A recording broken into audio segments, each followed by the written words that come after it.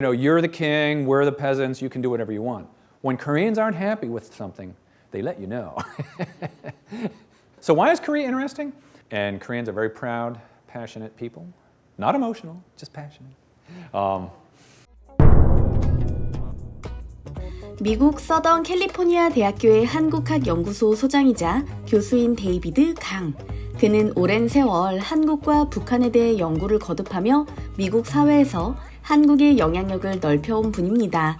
그런 그가 한국인을 비롯한 외국인들에게 영어를 가르치거나 대학에서 한국학을 강의하는 미국인 교사 앞에서 강연을 하게 되었다고 하는데요.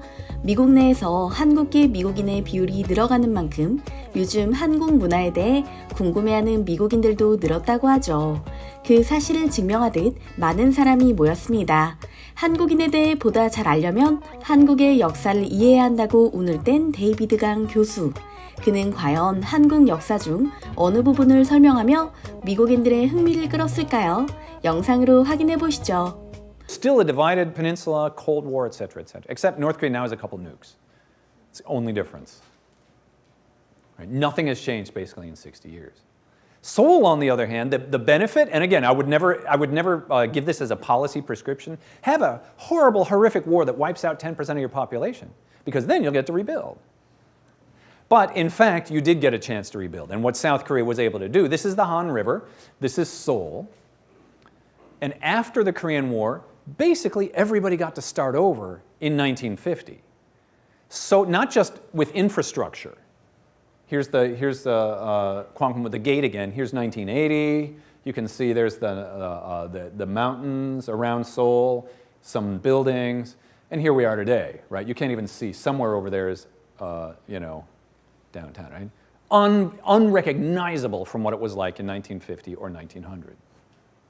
So this is the benefit. Again, I'm not going to suggest countries do this, but they got a chance to start over, and it wasn't just physical. Social classes got screwed up. Everything was up for grabs. So there was no ruling class, peasants, etc. I mean, there were, but with a war and colonization and division, basically everybody got a chance to start over. So enormous transition, right? Now, during the Cold War, there were a whole bunch of military governments, coups d'etat. And in fact, no leader between 1948 in 1987, so for almost 40 years, no South Korean leader had voluntarily left office. They had all either been kicked out, assassinated, or exiled. So here's the same famous Gwanghwamun Gate, right? Military law. There was one dictator who ruled, then he got killed by his own CIA guy, and another one took over in 1979, killed about 2,000 citizens, between 500 and 2,000 of his own citizens to keep power. Right? We remember Tiananmen. We don't remember Gwangju because Tiananmen's bad Chinese and Gwangju was our ally, so we sort of ignored it. These were brutal, repressive governments. By the 1980s, here's the Gwangju protest, people taking over, right? By the 1980s, there had been enough economic development and sort of the world is changing in different ways, that South Koreans in millions began to enter the streets. And we had a very dramatic democratic transition in 1987, when the president at the time decided not to call out the troops, and he left office voluntarily. And since then, for the last 24 years, we've had, here democracy demonstrations in 1987. And here's one thing about Koreans, which I will point out, right? This is the other side. This is not a sort of you're the king, we're the peasants, you can do whatever you want. When Koreans aren't happy with something, they let you know.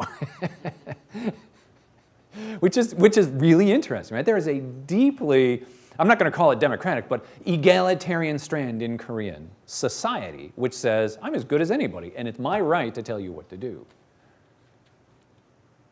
And they didn't like what the government was doing, and now we have democracy today.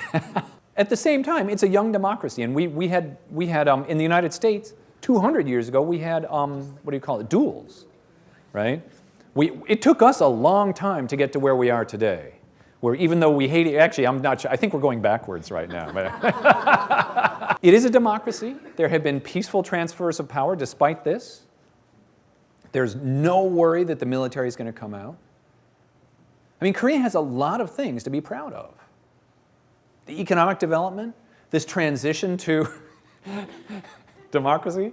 I should put another picture on, but like people vote, right? There is a movement towards better freedom of press, freedom of speech, things like that, right?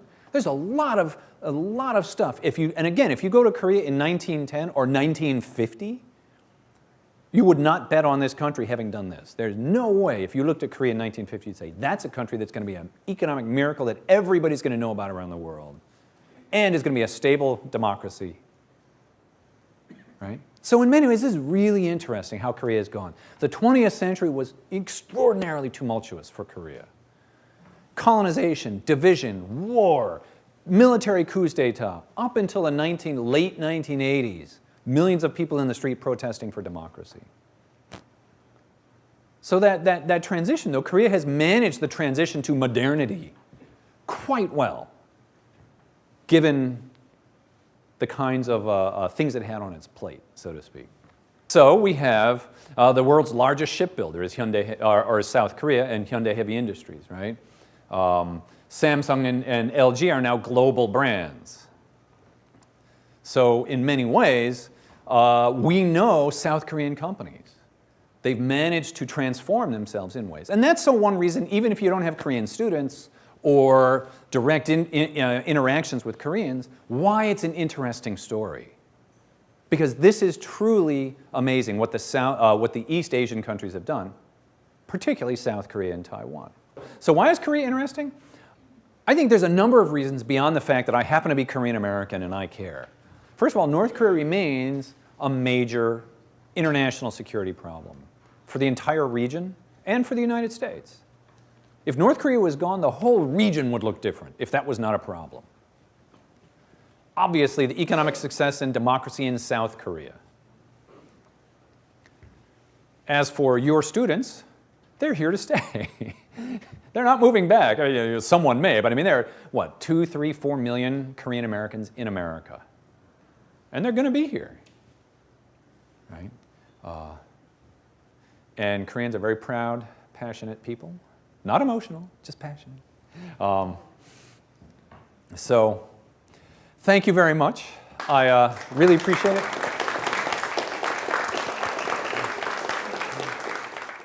오늘 강의 재밌게 보셨나요? 한국인들은 열정적인 사람들이라는 데이비드 강 교수님의 말이 마지막까지 마음속에 남습니다. 돌이켜보니 그렇습니다. 일제강점기는 물론이고 한국 전쟁, 분단의 아픔을 겪으며 다른 나라보다 훨씬 빠르고 고달프게 현대화를 이뤄낸 대한민국이었으니까요. 한국인들의 불굴의 의지와 열정이 없었다면 이 또한 불가능했을 텐데요. 여러분은 생각은 어떠신지 궁금합니다. 댓글로 오늘 강연의 감상을 남겨주시겠어요?